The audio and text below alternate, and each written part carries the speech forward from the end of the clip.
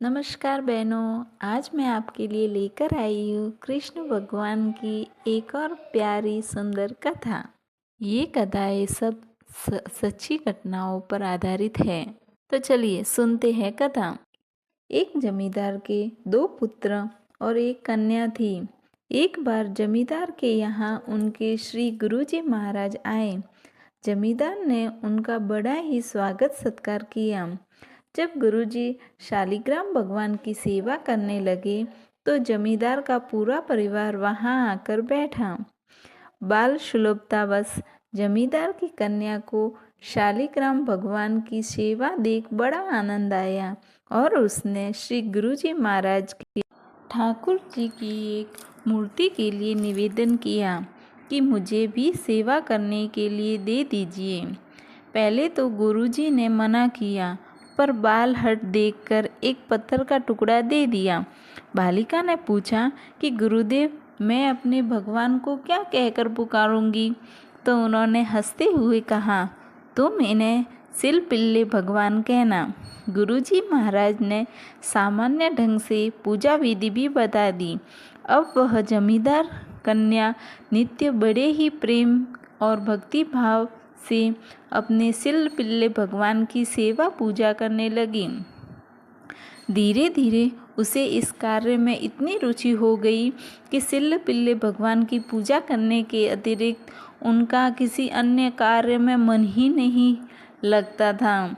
भगवान को भी उसकी सेवा पूजा में बहुत आनंद आता, क्योंकि उन्हें तो केवल हृदय का शुद्ध भाव ही चाहिए। वे उस पत्थर के टुकड़े की गई पूजा को अपनी ही पूजा समझकर स्वीकार कर लेते थे। कालांतर में जब जमींदार की मृत्यु हो गई तो उसके दोनों पुत्र अलग अलग रहने लगे। जमींदार की पुत्री भी अपने एक भाई के साथ रहने लगी। उन दोनों भाइयों में वैर द्वेष इतना बड़ा कि एक दिन छोटे वाले भाई ने बड़े भाई के घर पर कुछ लोगों को लेकर आक्रमण कर दिया और उसका सारा धन लूट लिया। और तो और वे लोग अपनी बहन का ठाकुर बटुआ भी उठा ले गए, जिसमें वह सिल्ल पिल्ले भगवान को रखती थी। तब तो उन्हें सिल्ल पिल्ले भगवान के विरह में अन्न जल का त्याग कर दिया। यह बात जब गांव वालों को पता चली तो उन लोगों ने जमींदार पुत्री को समझाया कि झगड़ा भाइयों का है, तुम्हारे लिए तो दोनों भाई एक जैसे ही हैं। तुम जाकर अपने भाई से अपना ठाकुर बटवा मांग लो।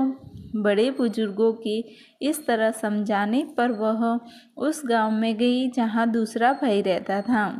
उसने भाई से अपने ठाकुर बटवा की मांग की।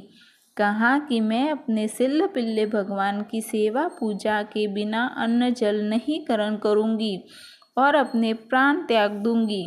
यह सुनते ही भाई ने कहा, तुम घर में जाओ, वहाँ सभी ठाकुर जी एक ही स्थान पर विराजमान हैं।